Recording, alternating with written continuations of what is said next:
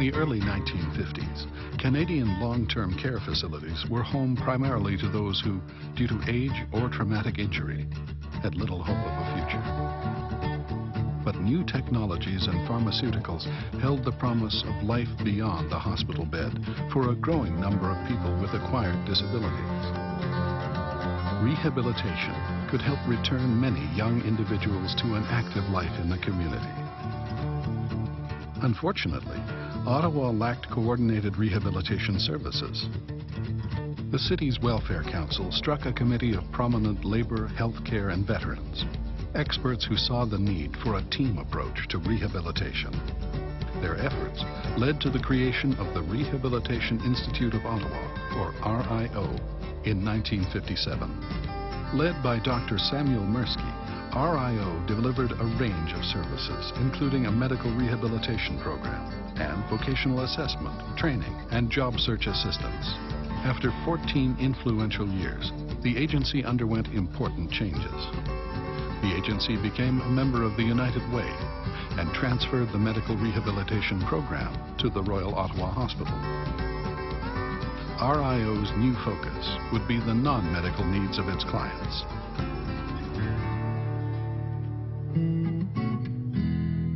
With the Royal Ottawa Hospital in charge of medical rehabilitation, RIO turned its full attention to transportation and accessible housing, pressing concerns for an agency seeking to reintegrate people into society. RIO was instrumental in creating a publicly funded door-to-door transportation service for people with disabilities. To improve housing choices for its clients, RIO secured a 3-year grant to provide permanent, accessible accommodation for adults with physical disabilities. I was the chairman of the National Council of Jewish Women. Got a phone call from Dr. Sam Mirsky, the late Dr. Mirsky, and he said, "Jackie, we're starting a new organization.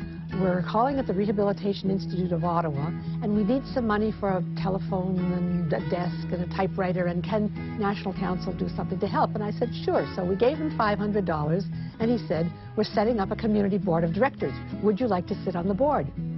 I said, "I don't know anything about the subject, but sure, I'd be delighted." They got an old laundry on the corner of Bank and Clemo, and in that old laundry, they were going to provide vocational services, social services, rehabilitation, physio and occupational therapy. Here was a new organization. Here was a niche that had not been met. And that was why there was such an important reason for the Rehabilitation Institute to be formed in 1957 and for the agency to be here now. With its third project up and running, the agency's housing program served nearly 40 individuals.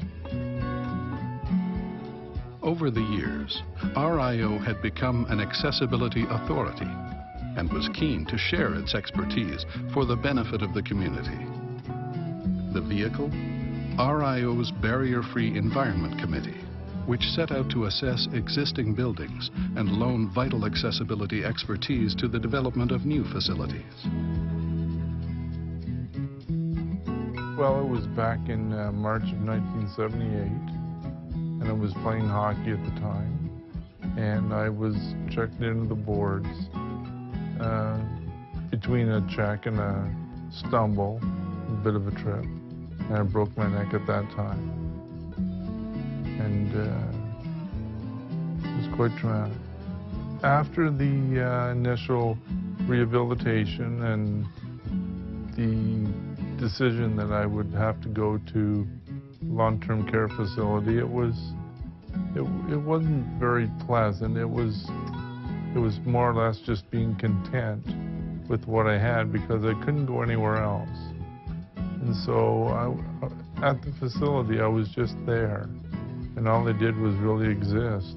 Well, the first night in my apartment, it was the first time I had been on my own, whereas I looked around my surroundings, it was of my own being, of my own setup per se. And so after a little bit of apprehension, it was sort of like a contentment that this was now my own.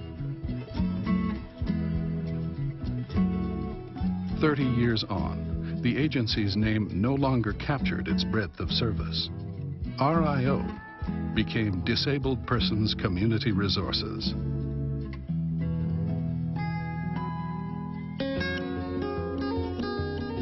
Newly branded, Disabled Persons Community Resources achieved even greater community relevance. The agency's growing network of community-based programs featured a new respite care unit, which was awarded permanent funding to provide independence and life skills training to young adults.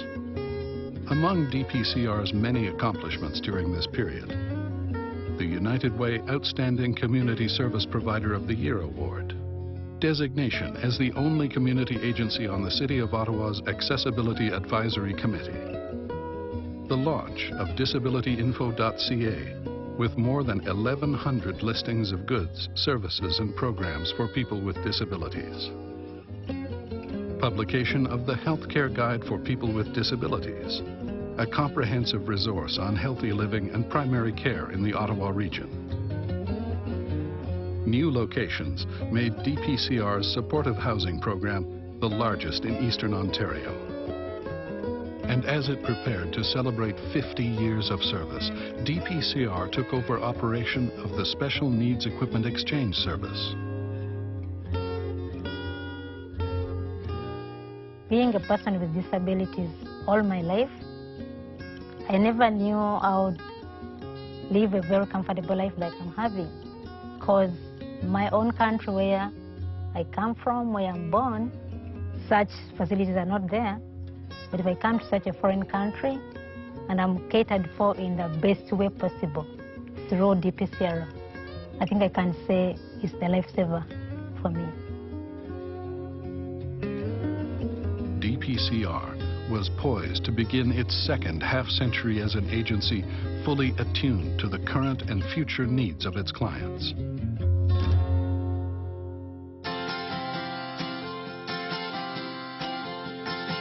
The United Way Centraide Ottawa Community Builder Award for People with Disabilities, presented to DPCR in May 2008.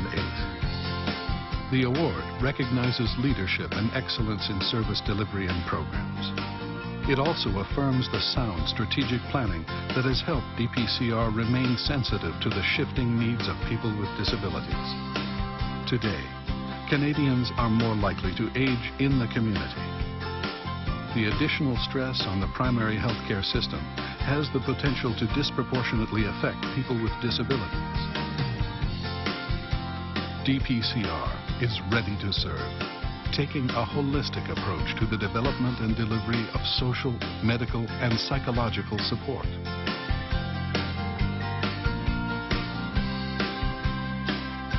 Aside from the Resource Centre, the Ottawa Hospital Rehabilitation Centre also accesses many other services of the DPCR. These include the supportive housing units.